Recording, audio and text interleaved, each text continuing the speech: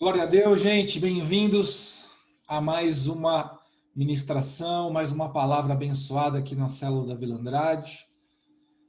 Nós somos gratos a Deus por esse ministério, pela IA Church e por aquilo que o Senhor tem feito nas nossas vidas. Hoje, podendo alcançar pessoas que não são do nosso bairro, nem tampouco da nossa cidade, nem do nosso estado e nem tampouco da nossa nação, mas alcançando em muitos lugares. Quero glorificar a Deus por isso. Hoje nós temos uma palavra abençoada, uma palavra poderosa, uma palavra que vai nos instruir a mudar o nosso coração, a estarmos preparados para aquilo que Deus quer fazer na minha vida, na sua vida, né, do posicionamento que nós precisamos ter. Vai mexer com as nossas zonas de conforto, mas tudo isso porque Deus está preparando para cada um de nós uma transformação realmente interior, para que a gente possa viver o melhor do que Deus tem preparado para cada um de nós. Amém? A nossa mensagem de hoje, né, o título dessa ministração chama-se Um Cristão a Toda Prova. E é um título muito interessante, e a gente vai depois discorrer com detalhes isso, é claro, mas para que a gente entenda que cristianismo, ser cristão, ser alguém que ama o Senhor, ser um crente, né, como é dito por aí, ser alguém que ama a Jesus, é muito mais do que a gente apenas participar de uma célula ou de um culto, ou mesmo de ler a palavra. Embora essas coisas todas sejam importantes, mas o nosso posicionamento precisa ser condizente com o culto que nós celebramos, com a palavra que nós recebemos, com o louvor que nós ministramos. Então, nós vamos falar hoje sobre um cristão a toda prova. O nosso texto base, gente, está lá no livro de 2 Coríntios, capítulo 11, vai estar aí no versículo 24 ao versículo 29, e eu quero ler para vocês a versão NVI, ok? Se você tiver uma outra versão não tem problema, mas a gente vai ler a versão a nova versão internacional, ok? Então a palavra do Senhor diz assim: 5 vezes recebi dos judeus 39 açoites. 3 vezes fui golpeado com varas. 1 vez apedrejado. 3 vezes sofri naufrágio. Passei 1 noite e 1 dia exposto à fúria do mar. Estive continuamente viajando de uma parte a outra. Enfrentei perigos nos rios, perigos de assaltantes, perigos dos meus compatriotas, perigos dos gentios, perigos na cidade, perigos no deserto, perigos no mar e perigos dos falsos irmãos. Trabalhei arduamente, muitas vezes fiquei sem dormir. Passei fome e sede e muitas vezes fiquei em jejum. Suportei frio e nudez. Além disso, enfrento diariamente uma pressão interior, a saber, a minha preocupação com todas as igrejas. Quem está fraco, que eu não me sinta fraco? Quem não se escandaliza, que eu não me queime por dentro? Glória a Deus, gente. Eu queria reler essa palavra com vocês e a gente pontuando algumas coisas rapidamente antes de eu entrar na introdução e poder falar um pouquinho do que se trata esse texto, que é a base para essa ministração. Esse texto, como você sabe, é um texto que foi escrito por Paulo, né? Uma carta escrita por Paulo. Essa carta ele escreveu durante a sua 3ª viagem missionária, só para você entender, Paulo, judeu, ele foi o apóstolo dos gentios, né? Que é o principal responsável por levar a revelação de Cristo Jesus, tudo aquilo que havia se cumprido na palavra de Deus, a levar para aqueles que não eram os judeus, ou seja, aqueles que não estavam ali no meio, né, efetivamente, onde Jesus levantou seus discípulos e pregou, ok? Então ele sai ministrando pela Ásia, pela Grécia, ele vai até Roma, mas essa carta de 2 Coríntios é tido aí quase com unanimidade, que provavelmente foi mesmo durante a 3ª viagem missionária. Ele estava na região da Macedônia, que fica ao norte da Grécia, Então ele estava distante da sua casa, distante do seu lar, e ele, nesse texto específico, depois eu vou falar um pouquinho sobre o que fala, basicamente, é a segunda epístola de Paulo à igreja de Corinto, né? Mas eu queria dar esse panorama da situação de Paulo, o porquê que ele está trazendo isso, e explicar um pouquinho de tudo isso que ele citou aqui, porque parece que ele está reclamando ou está murmurando, mas muito pelo contrário, não tem nada a ver com isso, ele está relatando coisas que aconteceram, mas que em tudo isso ele foi fortalecido, por isso o tema da nossa mensagem, né, um cristão a toda prova. Então Paulo começa fazendo que ele recebeu 5 vezes, gente, a quarentena, que na verdade a quarentena eram 40 menos 1, ou seja, 39 açoites. Jesus recebeu 39 açoites. Então ele recebeu 5 vezes, né, dos judeus esses 39 açoites. Claro que ele recebeu dos judeus e não dos romanos, uma condição diferente, tá bom? Foi golpeado com varas, foi apedrejado. Lembrando que, por exemplo, Estevão, que foi o primeiro mártir da igreja primitiva, você vai ler lá no livro de Atos, ele morreu apedrejado. Então ele foi apedrejado, mas não morreu. Ele sofreu naufrágio 3 vezes, gente. Você fica pensando assim, meu, subir no barco com o Paulo é a maior roubada do mundo, cara. Você tá indo pegar supondo se fosse naquela época, você tá subindo num barco para viajar para algum lugar. Paulo entra no barco, você desce. Meu amigo, você já naufragou 3 vezes. Então o cara foi a pique com o barco 3 vezes, passou uma noite e um dia exposto à fúria do mar. Um dia inteiro, né, com onda batendo, aquela violência, sem saber se ia sobreviver ou não. Olha que coisa louca. Né? Continuamente viajando significa o quê? Não consegue parar num lugar e ter uma raiz e ter pessoas à sua volta. Enfim, ele estava sempre em algum lugar que não é a sua casa. Está sempre viajando e ministrando, sempre viajando e ministrando. Você vê alguns líderes espirituais, alguns ministradores, pessoas de Deus mesmo, que passam às vezes 30, 40, 60 dias viajando e falam, gente, eu não vejo a hora de voltar para casa, voltar para minha família. É difícil, é um sacrifício. Imagine que ele vivia continuamente viajando. Enfrentou perigos nos rios, né, assaltantes no meio do caminho, porque você acha que assaltantes só tem no nosso tempo, naquela época também tinham. Né? Perigos dos seus próprios compatriotas, ou seja, falando dos próprios judeus que às vezes queriam persegui-lo e matá-lo. Perigos dos gentios. O que eram gentios? Todos aqueles que não eram judeus, na qual ele ia ministrar e que muitas vezes tinham outros deuses, serviam outras culturas pagãs e muitas vezes também queriam persegui-lo. Perigo na cidade, perigo no deserto, perigo no mar, ou seja, perigo em todo lugar. Perigos dos falsos irmãos, quer dizer, além de tudo isso, dentro da própria igreja, tinham irmãos que na verdade não eram irmãos, né? Eram só de fachada, que também representavam um problema para ele, trabalhando arduamente, ficando sem dormir, passando fome, sede, né? Ficando de jejum, às vezes porque não tinha outra opção, não é assim, eu vou jejuar por algum motivo, não, eu vou jejuar porque eu não tenho o que comer, então vou aproveitar e já vou jejuar, né? Frio, nudez. Fora isso, a pressão que ele fala da preocupação da responsabilidade das igrejas que ele implantou durante as suas viagens missionárias, chegando nos lugares, né, pregando da palavra, as pessoas se convertiam. Então ele implantava a igreja ali, deixava e ia para outro lugar, ok? Deixava, claro, líderes ali preparados para isso.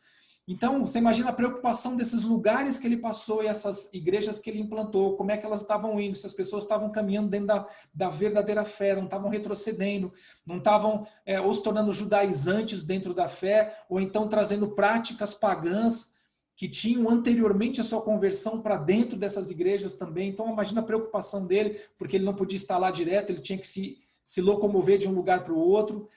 E ele fala sobre isso, né? Sobre a fraqueza, de ver a minha fraqueza, de ver a fraqueza do outro. E esse texto de 2 Coríntios, né, basicamente, ele vai falar sobre o consolo de momentos de aflição, ele vai falar sobre a força em meio à fraqueza, que é a base, inclusive, desse texto que a gente está lendo, vai falar sobre, em alguns outros capítulos, sobre o discernimento entre os falsos apóstolos, falsos mestres, né, e aqueles que estavam ministrando a palavra não por implantação do reino, mas por interesses próprios. Né? Você vê que isso existe nos dias de hoje e já existia lá atrás, no início da igreja primitiva. Né? Então, a gente vai tomar como base esse momento que Paulo descreve tudo aquilo que ele está passando. Ele não descreve isso em termos de querer murmurar, ou de querer, eu estou, sabe, desabafando. Não, ele não estava nem desabafando, nem murmurando.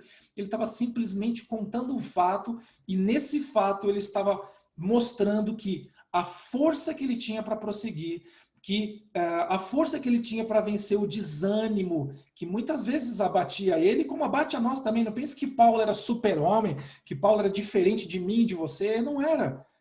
Claro que ele foi um cara diferenciado, claro que ele foi uma grande bênção, mas ele é carne como nós, ele passou por tentações, ele foi perseguidor da igreja antes, certo? Então ele passava por situações difíceis como eu e você. E aí nós vemos nesse texto, né, que primeiro a nossa tribulação comparada com a de Paulo gente, é muito pequena, não é verdade? Mesmo que você esteja passando por algo realmente grave, se você pega tudo que Paulo descreveu aí, pelo amor de Deus, né? Então, isso é a base dessa ministração para nós, esse texto que Paulo traz para a igreja de Corinto, que serve para nós também, principalmente porque nós estamos falando hoje de um cristão a toda prova, e esse tema é muito legal, foi muito feliz colocado dessa maneira, porque nós podemos tirar aí um duplo sentido desse título, né? Então, o que é um cristão a toda prova? A gente pode tirar o primeiro sentido disso. Não sei se você se lembra quando havia um tempo que a gente falava assim, você comprou um carro, tá, esse aqui é um carro a toda prova. O que é isso? Significa que topa qualquer coisa, vai em qualquer terreno, a manutenção dele é baixa, não precisa trocar óleo, esse carro roda até com ar dentro do tanque, sabe? Um carro a toda prova. Né? Então você compra aquela botina para fazer um trekking, para você andar no meio do mato. Isso aqui é uma botina a toda prova. O que significa isso? Eu posso andar na lama, no molhado, no seco, na pedra, na areia, e ela aguenta, não estraga. Então a gente tem esse sentido de nós passarmos por todas essas provas, por essas situações, e continuarmos firmes na nossa fé. Tem esse sentido também, mas também tem o sentido de cristão a toda prova. É assim, diante de todas as provas que nós passamos, nós podemos vencer e sermos estabelecidos em fé. Termos uma atitude de fé que produza em nós aquilo que é necessário, que é exatamente aquilo que nós vamos conversar hoje. Nós vamos falar sobre 3 tópicos específicos que todo cristão a toda prova precisa precisa buscar. Isso não é algo que vem naturalmente na minha vida e na sua, mas é necessário que nós venhamos a gerar isso dentro de nós, de modo que da nossa boca só saia louvor, do nosso coração só saia amor, e que nós estejamos sempre bem posicionados diante de tudo aquilo que nós enfrentamos, sejam coisas grandes ou pequenas, porque assim nós seremos um cristão a toda prova. Isso significa que estaremos sendo provados e aprovados, né? E vamos estar sendo fiéis a despeito das intempéries que nós venhamos a enfrentar, a despeito das coisas que às vezes nós passamos e que simplesmente fogem ao nosso controle, mas não fogem ao controle de Deus. Então, eu queria falar com vocês sobre 3 aspectos de um cristão que é fiel a toda prova e também em toda prova. Amém? O primeiro tópico que nós vamos falar é sobre ter uma mente blindada ou uma mente protegida. Lá em 2 Coríntios, ok? Ainda apóstolo Paulo também, no capítulo 10, nos versículos 4 e 5, ele fala assim: as armas com as quais lutamos não são humanas.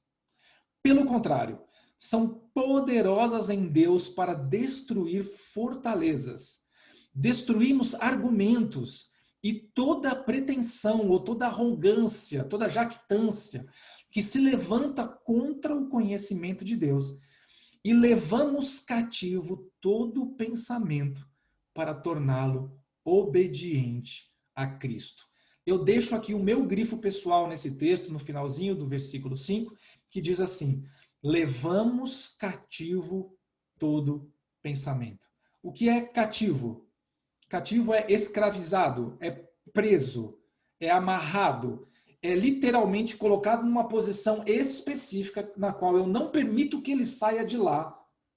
E é isso que o texto está falando. Nós levamos o nosso pensamento cativo. Eu decido aonde colocar o meu pensamento. Existe um ditado antigo, e é uma das primeiras coisas que eu aprendi também quando me converti, e claro, isso dentro da igreja, é o seguinte: mente vazia ou cabeça vazia, oficina do diabo. Por quê?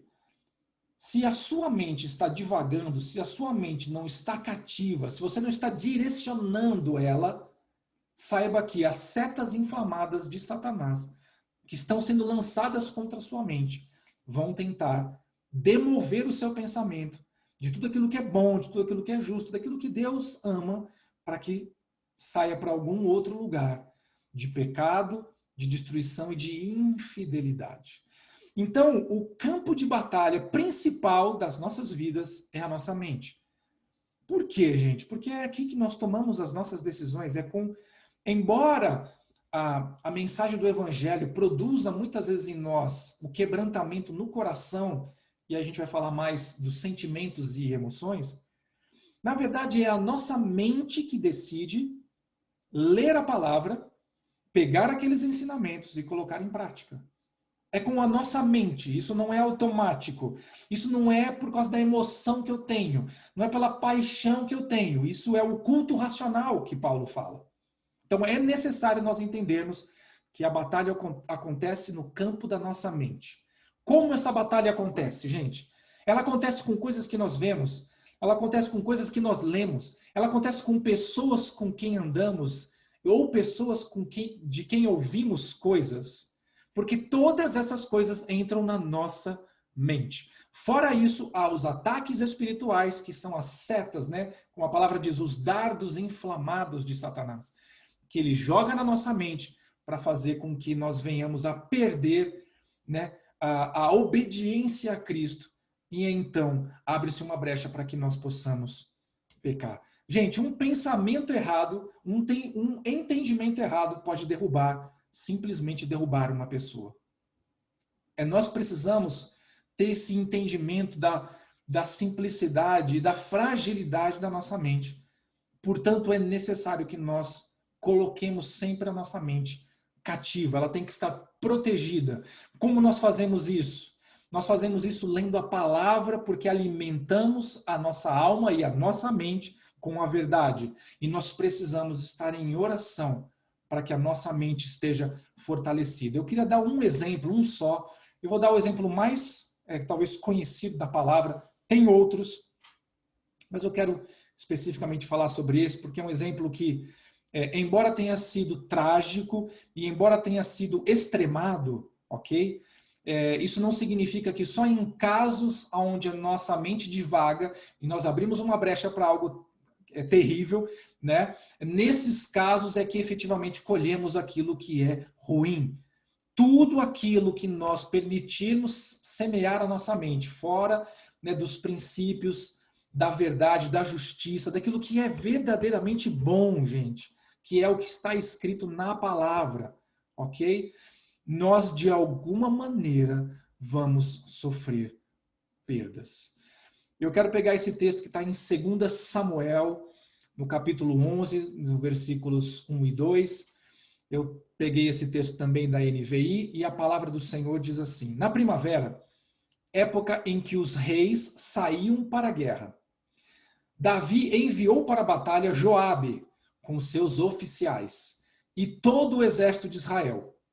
E eles derrotaram os amonitas e cercaram Rabá. Mas Davi permaneceu em Jerusalém. Uma tarde, Davi levantou-se da cama e foi passear pelo terraço do palácio. E do terraço viu uma mulher muito bonita tomando banho. Essa história, gente, é muito conhecida, amplamente, né, ministrada com relação a esse percalço, né, esse tropeço que Davi deu, que foi algo, claro, muito grave, foi algo muito sério. Mas você repara que aqui o texto dá umas dicas para a gente, né? Ele fala que os reis saíam para a guerra. Então, onde é que era o lugar do rei estar na guerra? a nação está em guerra, o rei deveria estar lá no campo de batalha. Deveria estar lá cuidando do seu exército, orientando na estratégia. Mas, talvez porque ele tenha entendido de que o seu adversário, um adversário fraco, ele mandou o seu principal, né, capitão, mandou o seu homem principal de guerra, Joabe, e os seus oficiais com todo o exército, que viu que eles estavam vencendo os amonitas, e ele ficou tranquilamente no seu palácio, ficou lá em Jerusalém, descansando. Ele ficou lá absorto, né? Absorto o que é? Voltado, entregue aos seus próprios pensamentos, e aí acontecem essas coisas das quais eu estava comunicando a vocês.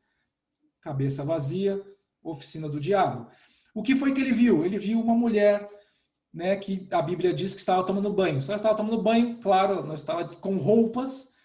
Então ele viu aquela mulher nua, ele a desejou, ok? Ele a trouxe para o palácio, ele a teve como mulher. Essa mulher era casada, e essa mulher acabou engravidando, e o marido dela era um soldado que estava na frente de batalha. Davi tenta acobertar essa situação, chama o sujeito de volta, manda ele para casa, ele não vai, dorme lá na porta do palácio, ele fala, não, meu rei, eu não posso ir para casa. Como é que eu vou para casa, ficar com a minha família, ficar com a minha esposa? Tá todo mundo lá, os meus irmãos, né? Os meus irmãos de batalha estão lá, dando sangue, a vida deles por Israel, e eu vou ficar aqui no bem bom? E ele tenta de todas as maneiras, chama ele para dentro do palácio, taca vinho nele, não teve jeito. Então o que ele faz? Ele pede para que os seus oficiais o enviem para a frente de combate, num lugar onde era suscetível a um ataque, um lugar frágil, onde ele fosse deixado exposto e morresse, e assim sucedeu. E o marido dessa mulher acabou falecendo. Então você repara que, gente, começou tudo com um pensamento. O cara tá lá no terraço da casa dele, ele olha, gerou um pensamento. Aquele pensamento ele podia ter combatido, mas ele permitiu que aquele pensamento tomasse a sua vida e tomasse todas as decisões a partir daí. E todas as decisões que ele tomou, até que o profeta fosse levado até ele, até que Deus enviasse um homem para que confrontasse ele, porque ele estava tão perdido na sua decisão, os seus pensamentos já estavam tão longe de Deus, que era necessário que Deus chamasse a sua atenção. Ele entrou em adultério, sendo que ele já tinha outras esposas, ok? Ele já tinha outras esposas. Então ele entrou em adultério, ele mandou matar, né, entre aspas, Urias, o marido dela, Batseba, e por conta disso, gente, a Bíblia fala que a espada nunca mais se apartou da sua família. Isso você vai ver lá em 2 Samuel, no capítulo 12. A espada nunca mais vai se apartar da sua casa. A partir daí, gente, ele tem uma história de destruição na sua família. Destruição. Irmão forçando irmã, o irmão, para tomar as dores da irmã, mata o outro quer tirar o seu reinado. E o profeta fala, o que você fez aqui às ocultas, eu vou fazer com você na frente de todo Israel. E realmente aconteceu isso, quando ele teve que fugir do seu filho, ele teve que abandonar o palácio, o seu filho montou uma tenda na frente do palácio, à vista de todo mundo, e ele possuiu as esposas do rei ali, na frente de todo mundo. Então, gente, o que aconteceu ali? Um pensamento de alguns segundos produziu uma destruição sem que se pudesse medir. E eu tenho certeza que se alguém tivesse passado um filminho para ele de tudo aquilo que ele fosse acontecer, ele teria voltado lá atrás e falado, opa, não posso cair numa dessa. Mas acontece, gente, que assim como Davi, nós também precisamos estar atentos, nós devemos estar no controle da nossa mente, devemos estar no controle daquilo que a gente ouve, de quem a gente ouve, e as fontes daquilo que a gente lê, daquilo que a gente recebe. Isso é muito importante.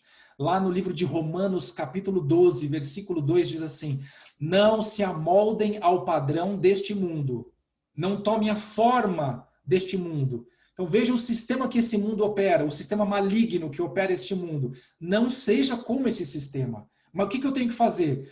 Aí a palavra do Senhor diz, mas transformem-se Ou seja, eu tenho que fazer com que a minha mente seja transformada.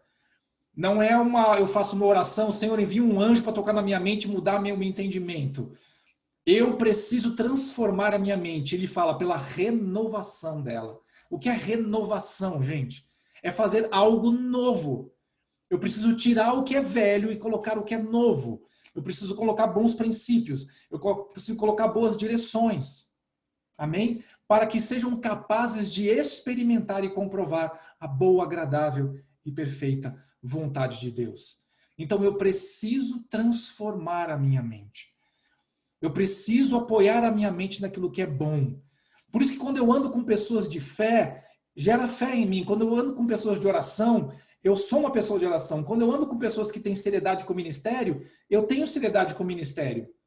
Agora, quando eu ando com pessoas que não têm nada para me acrescentar, porque uma coisa, gente, é você andar com alguém para você ministrar essa pessoa. Mas tem pessoas que vão ministrar e acabam sendo ministradas. Ou seja, recebem coisas que não prestam. Então, você precisa estar no controle da sua mente. Com aquilo que você coloca aqui dentro, com aquilo que você recebe, você precisa colocar isso dentro de um padrão de obediência. Um padrão que seja abençoado, benéfico, justo. Amém?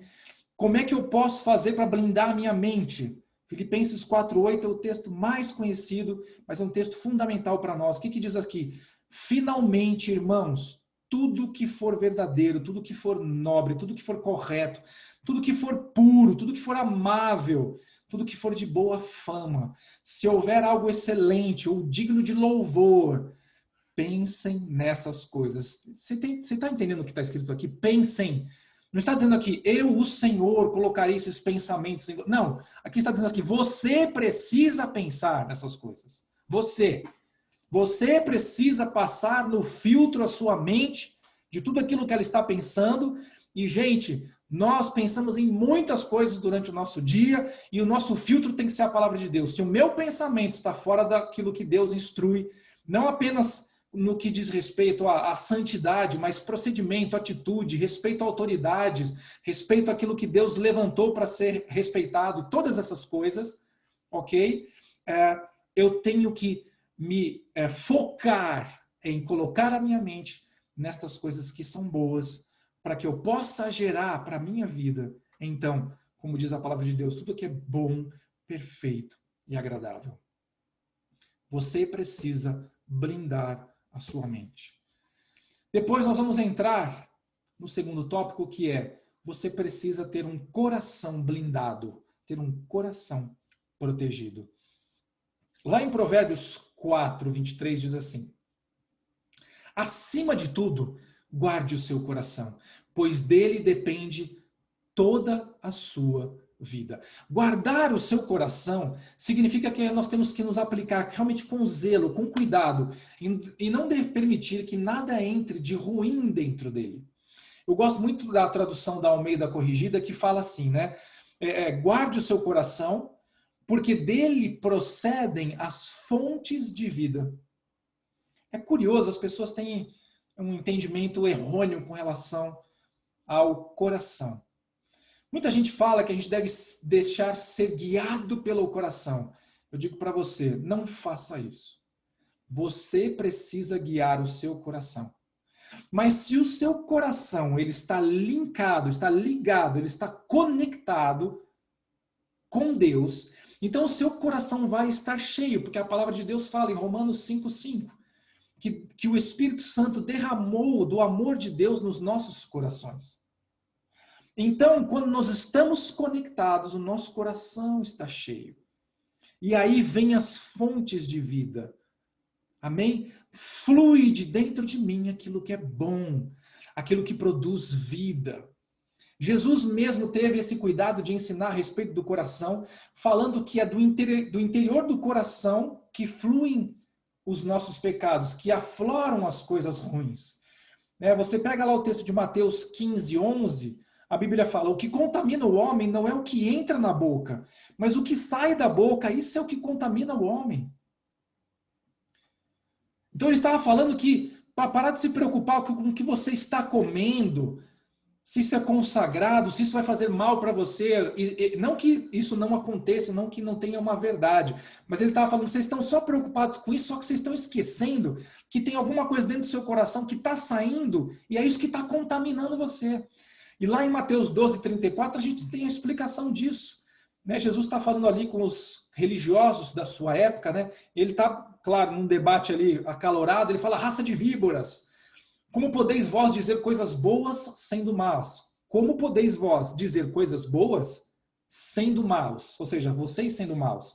E aí ele fala assim, pois do que há em abundância no coração, disso fala a boca.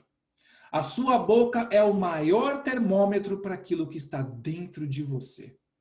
E quando a sua boca começa a proferir coisas negativas, ruins, então você precisa começar a se preocupar, porque tem alguma coisa dentro de você que está contaminada e precisa ser tirada. Amém? Blindar o nosso coração é importante, porque quanto mais a nossa boca está proferindo aquilo que é ruim, mostrando pura e simplesmente o que está dentro de mim, significa que o meu coração pode estar endurecendo. E um coração que vai endurecendo até o ponto de se tornar uma pedra se torna um problema muito grave. Porque um coração duro, ele é um coração insensível. Ele é um coração que é incapaz de sentir a presença de Deus e discernir o seu espírito.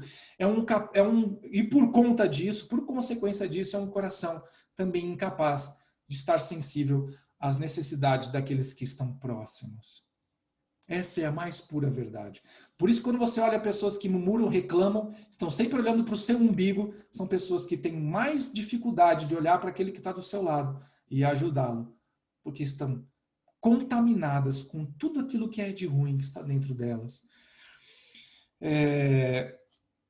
Eu queria dar um texto para vocês de Ezequiel, que é um texto muito lindo com que Deus trata com o seu povo, tratou com eles no Velho Testamento, mas trata conosco hoje também. E eu quero dar, do mesmo capítulo, que é o capítulo 36, 3 versículos, primeiro 17 e 18, para a gente entender o que está acontecendo no contexto, depois o 26, que é a resposta de Deus. Então, lá nos versículos 17 e 18, o Senhor fala assim, filho do homem, quando a casa de Israel habitava na sua terra, então a contaminaram com os seus caminhos e com as suas ações, com a imundície de uma mulher em sua separação. Tal era o seu caminho perante o meu rosto. Derramei, pois, o meu furor sobre eles por causa do sangue que derramaram sobre a terra e dos seus ídolos com que se contaminaram. Então aqui nós temos, né, o profeta trazendo uma revelação para o povo. Olha, eu trouxe vocês para uma terra que mana leite e mel. Eu trouxe vocês para um lugar especial que eu separei para vocês. Mas vocês chegando aqui, vocês se contaminaram. Vocês se prostituíram. Vocês foram infiéis, vocês literalmente, né, foram infiéis comigo e com a minha aliança com vocês, e foram atrás de outros ídolos e se contaminaram com todo tipo de contaminação, fazendo todo tipo de absurdo que aqueles povos que eram pagãos faziam e que era totalmente fora da vontade, né, e dos princípios de Deus. E ele fala que por conta disso, o furor do Senhor veio sobre eles. Amém?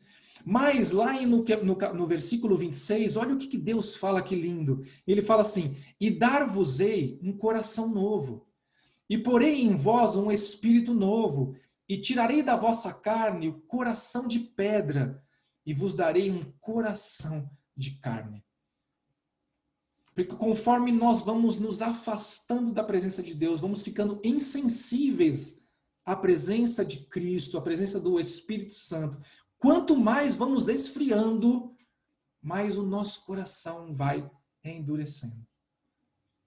E o problema de um coração duro, gente, é que ele já não consegue mais receber aquilo que é verdade, ele não consegue mais discernir o que é efetivamente bom, e passa a viver nas coisas erradas, assumindo coisas erradas como se fossem verdadeiras, mas não consegue entender que está fora do caminho.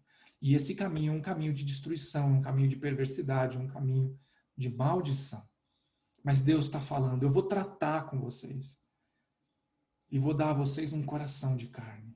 Primeiro, nos versículos anteriores, Deus fala do tratamento que ele vai fazer. Mas aí ele vai vir com graça e vai colocar um coração de carne.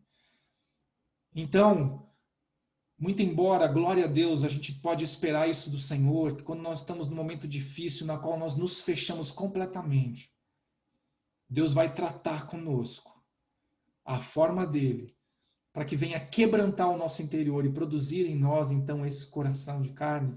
Melhor do que isso, claro que isso é uma grande bênção, gente, mas melhor do que eu permitir que o meu coração se torne como pedra, é eu blindar o meu coração. E não permitir que ele seja cheio daquilo que é ruim, cheio de arrogância, soberba, malignidade e coisas assim, que venham a tirar a minha sensibilidade da presença de Deus na minha vida. Amém? Melhor é obedecer do que sacrificar. O que esse texto diz para nós? Naquele tempo do Velho Testamento, quando a pessoa não obedecia, então a desobediência o que é, gente? Pecado, ok? Pura e simplesmente, o que é desobediência? Pecado. Então eles sacrificavam um animal pelo pecado. Mas Deus fala, melhor é obedecer do que sacrificar.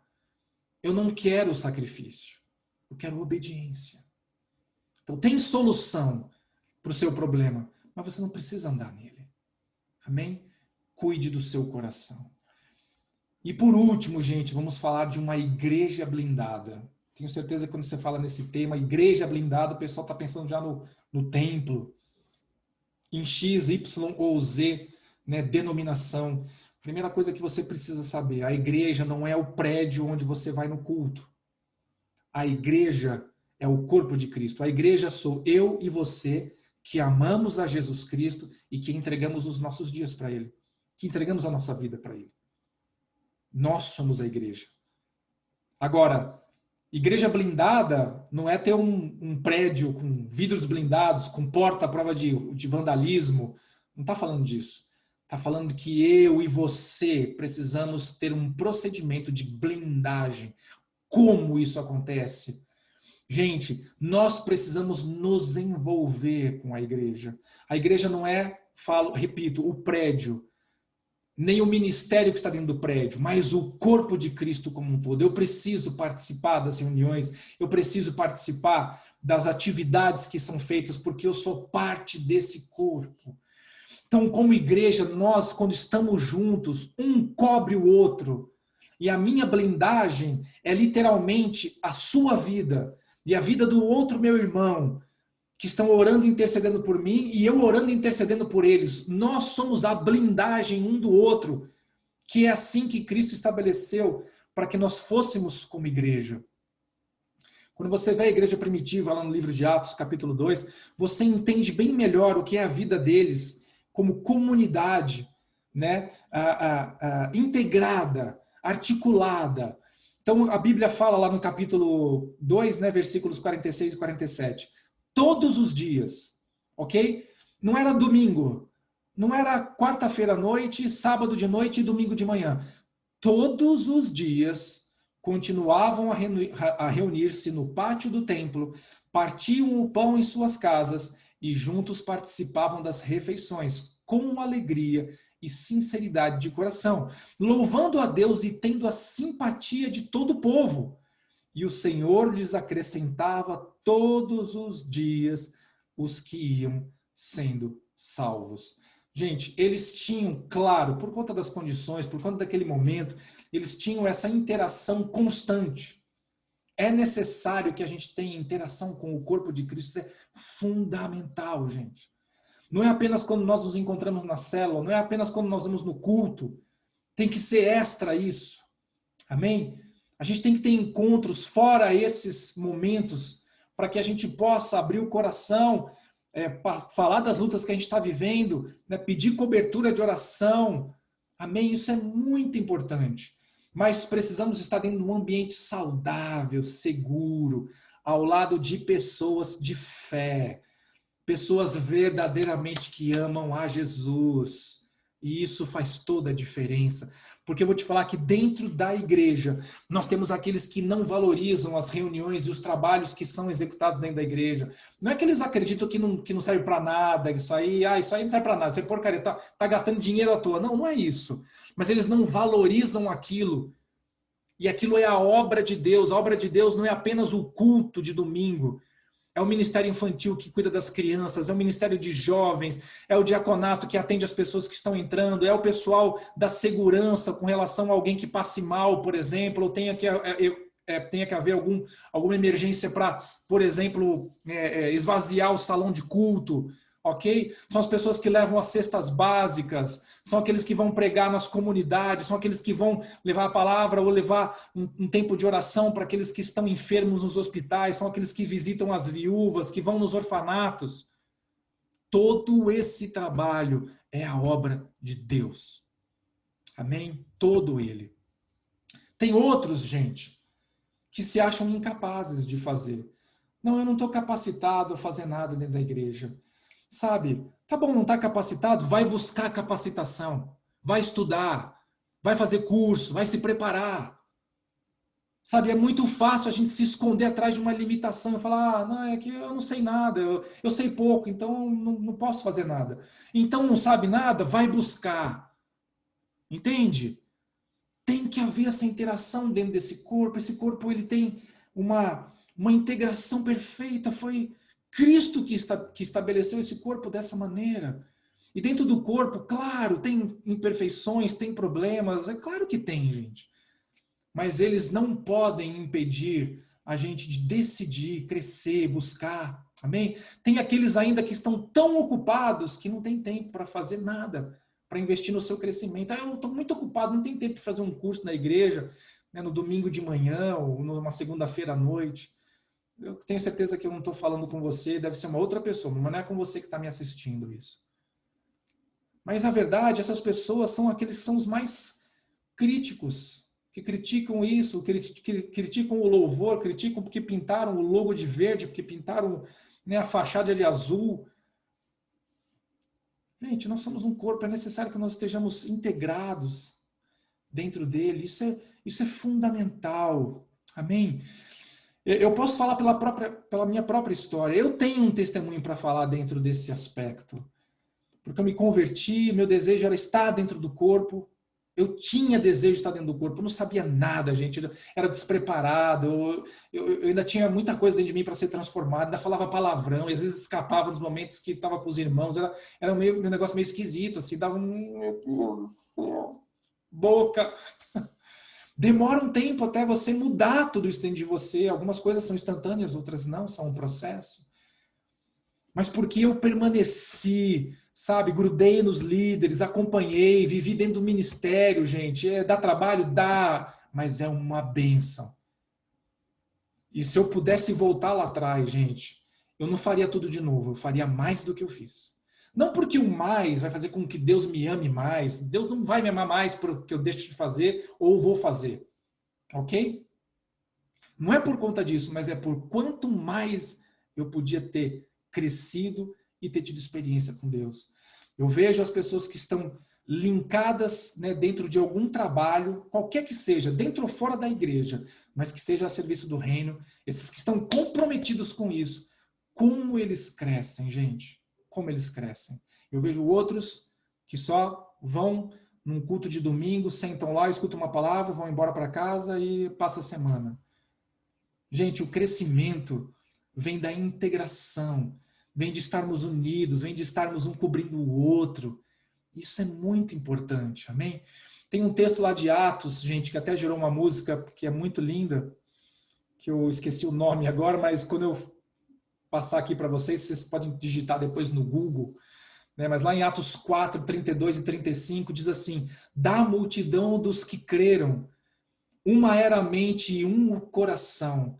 Ninguém considerava unicamente sua coisa alguma que possuísse, mas compartilhavam tudo o que tinham.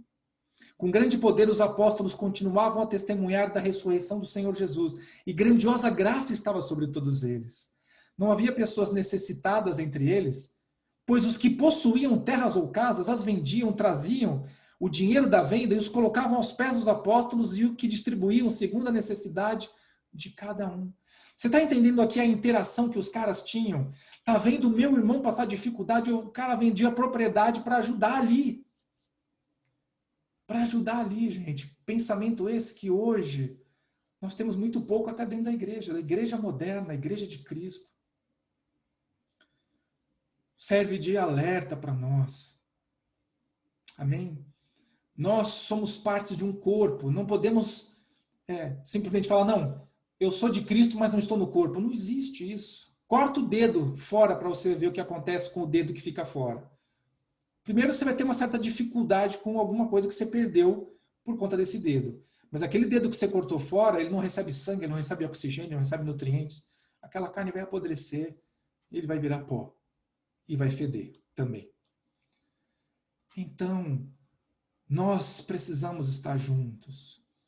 Precisamos estar linkados dentro do ministério. O ministério não é a igreja, o nome da igreja, mas é tudo aquilo que nós fazemos, claro, debaixo de organização, debaixo de autoridade daqueles que o Senhor colocou sobre as nossas vidas, né? E dentro dessa direção nós operarmos de alguma maneira, mas estarmos um levando as cargas dos outros, um ajudando os outros, e assim nós temos uma igreja blindada.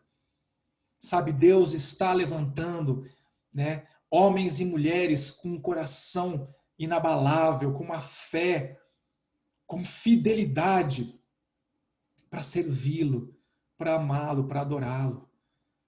Amém? Você pode servi-lo de muitas maneiras. Você pode adorá-lo de muitas maneiras. Adoração não é só canção. Adoração não é só dízimo. Adoração não é só oferta.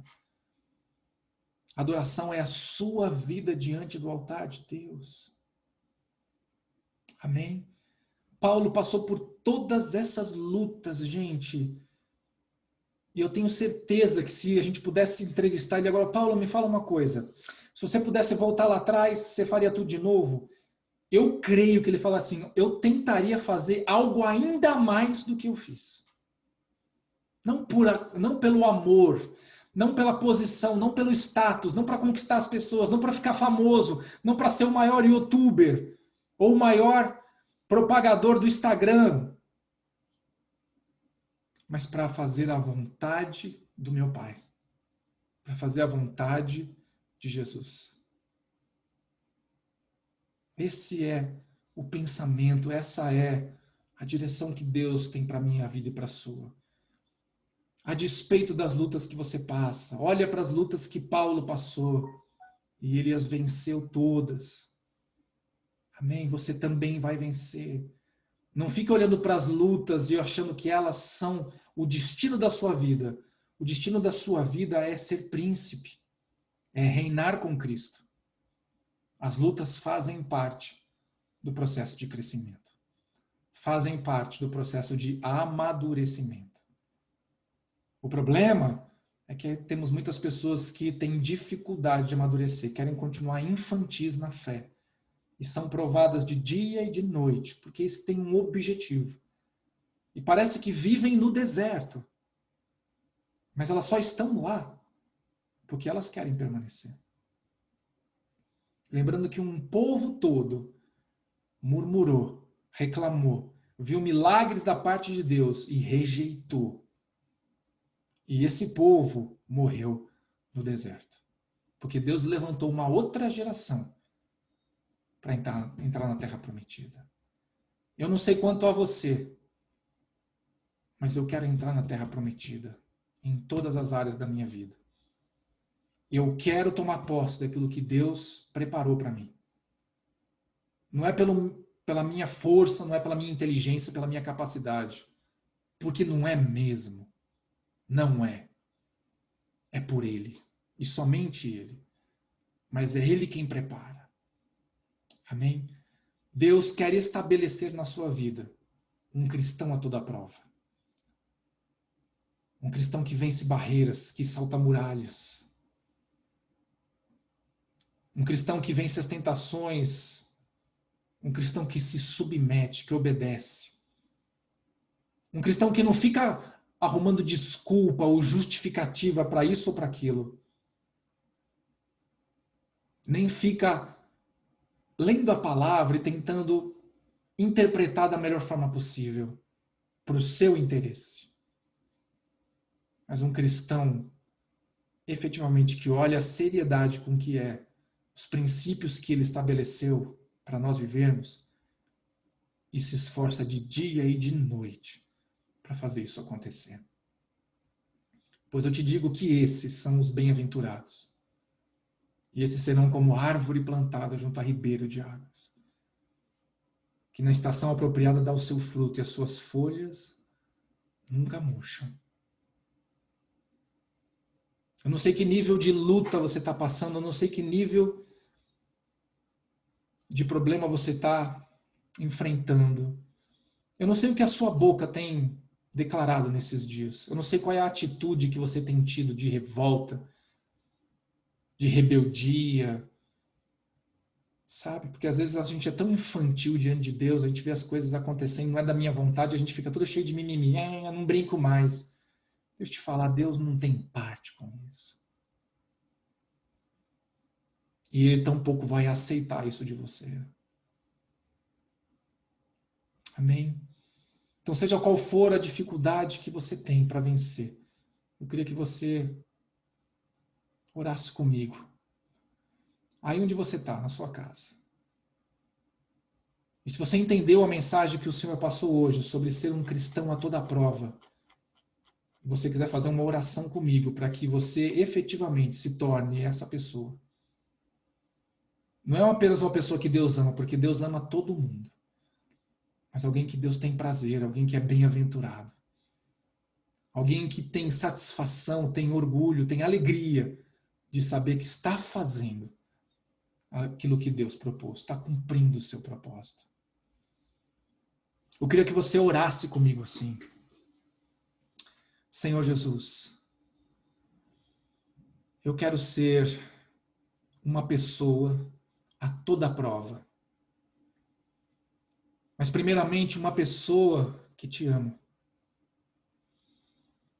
Então eu quero entregar o meu coração, os meus pensamentos.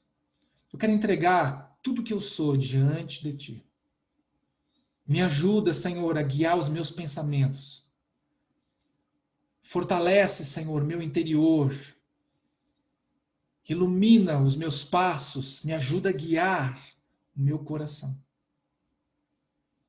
Para que eu seja um cristão, um crente, um apaixonado por ti, que suporta a prova com louvor nos lábios. Que te adora em todo momento. Que é grato pelas muitas vitórias, mas também é grato pelas lutas. Ninguém gosta, Senhor, de luta. Mas se elas me fazem crescer, eu preciso passar por elas. Enche-me da tua alegria. Cura o meu coração. Transforma, Senhor, o meu ser. Me aperfeiçoa para que eu seja exatamente aquilo que você sonhou. E que eu possa te servir, te adorar e te amar. Não apenas na minha igreja, não apenas no ministério, mas na minha casa, com a minha família, no meu trabalho, no meu estudo, no meu lazer, com os meus amigos, com as pessoas que o Senhor colocar à minha volta. Tem misericórdia, Senhor Deus, de mim. E me ajuda em nome de Jesus. Amém. Que Deus te abençoe, que essa palavra possa edificar o teu coração, te ajudar na sua caminhada. Nós somos seres físicos tendo uma experiência sobrenatural. Nosso destino não é aqui. Se muito vivermos 100 anos, o que nós teremos cumprido? O que nós teremos construído aqui? Mas temos uma eternidade. Uma eternidade para a salvação ou uma eternidade para a perdição. Precisamos preparar o nosso caminho para essa eternidade de salvação. E só tem um caminho onde ela pode ser preparada, que é o caminho do Senhor. Amém?